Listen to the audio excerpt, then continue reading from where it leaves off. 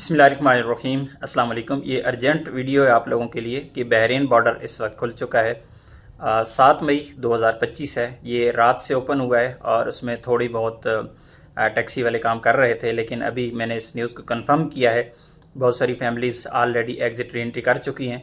जो normal rate था, on arrival visa का काम स्टार्ट हो चुका है।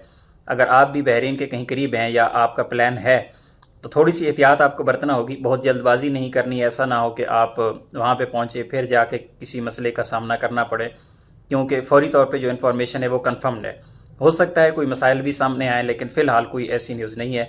अगर आप एग्ज़िट री एंट्री करना चाह रहे हैं बहरीन से, तो अगर आप करीब हैं दमाम में, अलखुबर में या करीबी शहरों में हैं तो बेशक आप जा सकते हैं। मज़ीद ये कि अगर किसी ने जाना है, किसी को टैक्सी की ज़रूरत है, तो वो इंशाल्लाह नंबर भी मैं आपको प्रोवाइड कर दूँगा, आप मुझे कांटेक्ट कर सकते हैं। पहले कंफर्म करके जाइएगा, ऐसा ना हो कि वहाँ पे जाके फिर आपको परेशानी का सामना करना पड़े।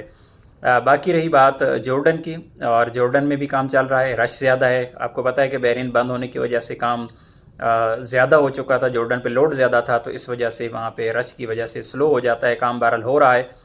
और यमन की तरफ भी सेम सूरत हाल है, काम चल रहा है, लेकिन क्योंकि वहाँ पे भी रश ज़्यादा हो चुका है तो वहाँ भी आप जा सकते हैं। लेकिन एहतियात हर बार आपको हर तरफ बरतना होगी, क्योंकि लोग दूर दराज से सफ़र करके जाते हैं, फिर लोगों को टेंशन होती है कि वहाँ पे जाके पता चलता है कि यार आप क्या करें। तो जॉर्डन की तरफ जाना है तो अलकरियात की तरफ से भी आप दूसरे बॉर्डर पे भी जा सकते हैं, वहाँ रश नहीं है।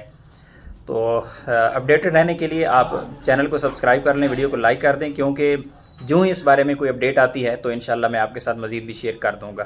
तो मिलते हैं नेक्स्ट वीडियो में, तब तक के लिए इजाज़त दीजिए। अल्लाह हाफिज़।